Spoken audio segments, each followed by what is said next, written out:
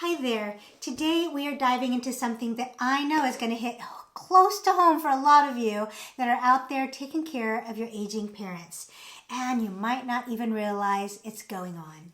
If you have been feeling emotionally exhausted and finding it hard to stay patient, or even just feeling kind of numb in the face of everything that's going on with your parent, kind of like you're just going through the motions without any emotion, then you might be dealing with compassion fatigue.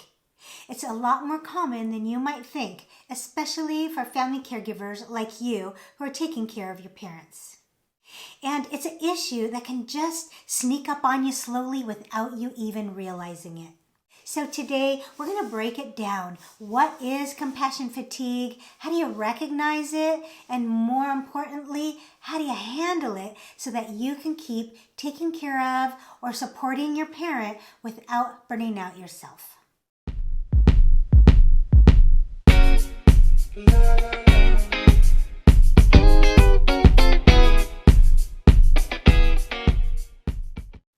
Hi there, I'm Sophia.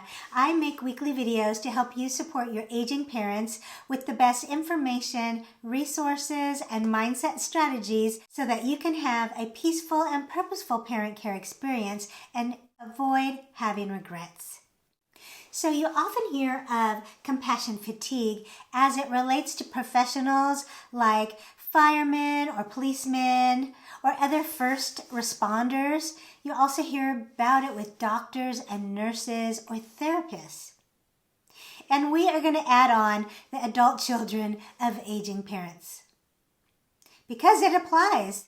Okay, so let's start with the basics to make sure that we are all on the same page about what compassion fatigue is. It is a form of physical exhaustion and emotional numbness when you are constantly exposed to someone else's pain or suffering. And for you, it's a little different because we're talking about taking care of your parents here, right? They are not just some random stranger. There's already an emotional bond there, so you are feeling it double with them. Imagine that you're a sponge and you just are soaking up everything that's going on with your parent. Every time you see them struggle, or you see that they're in pain or unable to do a task, or every time you get another call from them in the night, or they're in the hospital again, or the emergency room, and every time you're trying to help them and you feel like you're not doing enough, or they're resisting you, resisting your help, you are just soaking all of that stress in. And eventually, there's just no more room left in that heavy sponge that you are carrying around. One of my clients once shared her story of being her dad's main caregiver. He suffered from early stage dementia, and she was just constantly on alert. Every time he left the house, she was worried that he was going to get lost. And every time she would get a phone call, she would jump and be startled, thinking that it was him. And when she didn't get a phone call, she was worried that he was at home and had fallen on the floor. She was so absorbed in his needs that she barely even noticed her own health slipping. That's compassion fatigue setting in. So how do you know if you're actually dealing with compassion fatigue, or is it just kind of a rough patch that you're going through? Well, here are some of the signs. You are just tired all of the time, and not just physically tired. I mean mentally and emotionally just drained. You might feel more irritable or just sort of off all the time. And this one can feel a little uncomfortable for you to even have to admit. But it's when you start finding yourself getting annoyed with your parent or feeling like you just don't have it in you to care the way you used to. Maybe you don't always pick up the phone when you see that it's them calling. Or maybe you take longer to go and help them when they say that they need help going to the bathroom, for instance. Or you might not even hear them anymore when they complain about their pain and their aches because they complain so much. And you think, what's wrong with me? This is my parent. But compassion fatigue, it can make you feel kind of numb to their needs, like you're just emotionally tapped out. And it's not just all in your head. You might be feeling more things like headaches and tension in your muscles, or inability to sleep, or have stomach issues. Basically, it's all of this stress manifesting and showing up in your body. Maybe you're doing everything you can for your parent, but you feel like it's still never enough. Or you think that you're just not making a difference anyway, so why try so hard? It's like the effort you put in isn't as satisfying as it used to be anymore. You might start withdrawing, avoiding people, even avoiding things that you used to enjoy because you're just too drained all the time. And it doesn't mean detaching necessarily from your parent. It could also mean withdrawing from other people in your life or other things that used to bring you joy or you liked to spend time doing. I remember one client who had been caring for her mom after hip surgery. And at first, she was so gung-ho. She was all in to take care of her mom, setting up the house, getting everything in order, getting it accessible, getting organized, with charts and binders, and taking her mom to all the appointments, doing it all. But then slowly, things shifted. She started missing her own work deadlines and avoiding her friends because she didn't feel like they understood what she was going through. One day, she told me that she just sat in her car after dropping her mom off at her physical therapy session. She sat in the car and just cried. She was stuck in this cycle where her mom's needs were always the priority, always more important. She barely felt like her needs registered at all. So if you can relate to that, then give me a heck yeah in the comments. I know you're out there. That is how compassion fatigue, it can just sneak up. She was literally putting everyone else first, and she had nothing left for herself. And compassion fatigue, it does not stem from a dislike for your parent. It stems from just a sheer physical and emotional exhaustion that can come with caring for someone and supporting an aging parent who has a high level of need, while at the same time just ignoring your own needs. So let's get to the part that I know you're all here for. What do you do about it? How can we take care of our parents without sacrificing our own health and well-being? Number one is prioritizing your self-care. And I know, it sounds so cliche, right? But really, think about this. Self-care isn't about bubble baths and massages, unless that's really your thing. But it's about doing things that genuinely are going to recharge you. And they can be little things. If you love reading, then carve out just 15 minutes before you go to bed. Or if nature is your thing, then taking a walk outside, once or twice a week.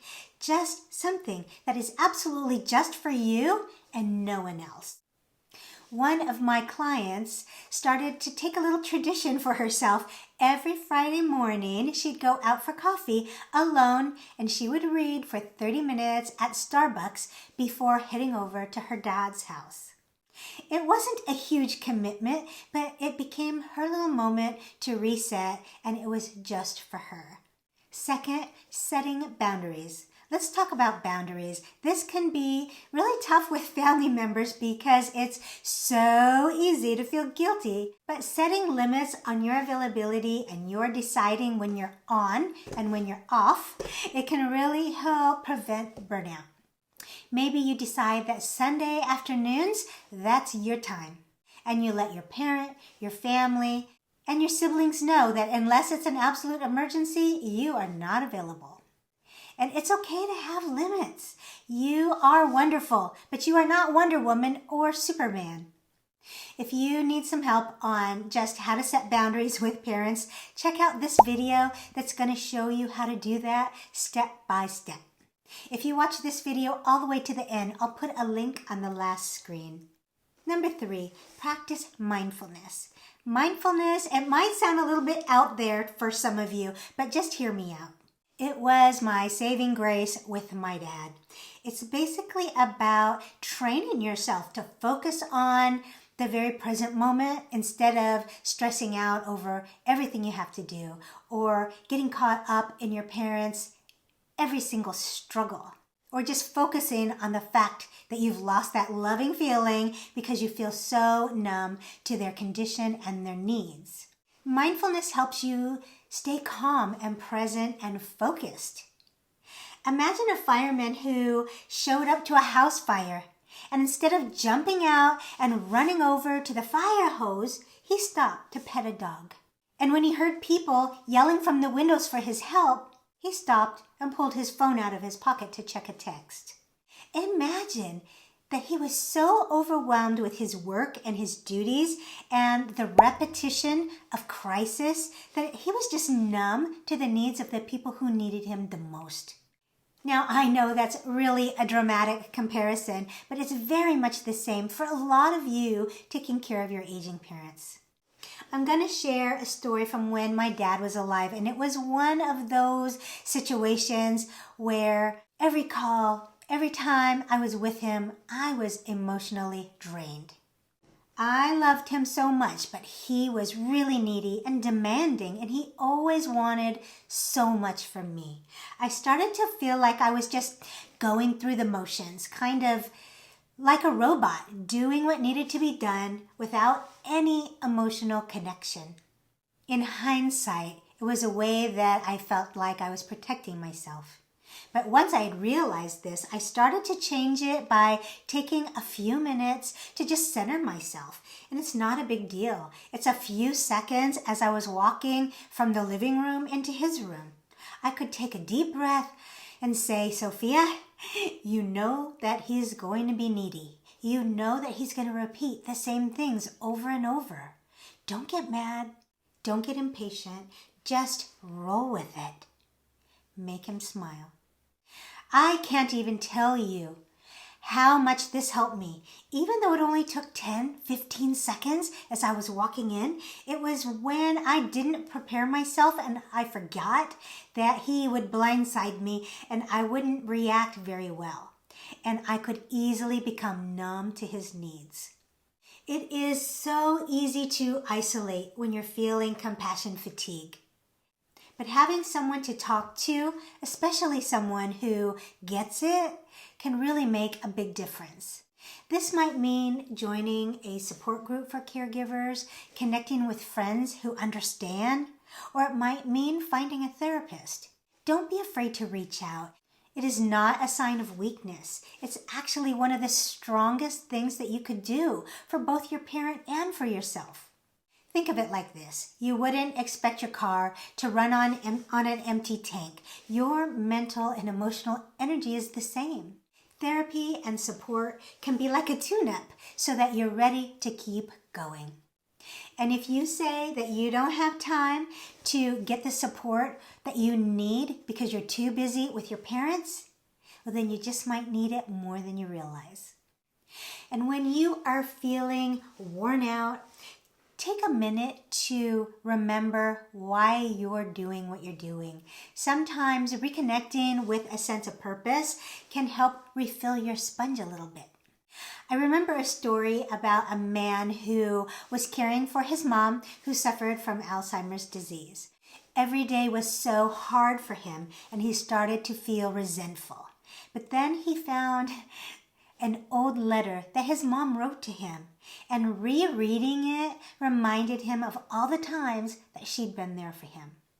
Reconnecting with that memory just gave him the little bit of strength he needed to have a little more compassion. Sometimes we need to remind ourselves why we care.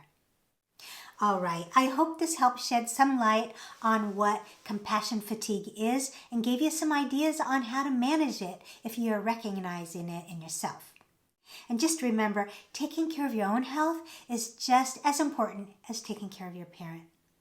If you are feeling compassion fatigue right now, you are not alone.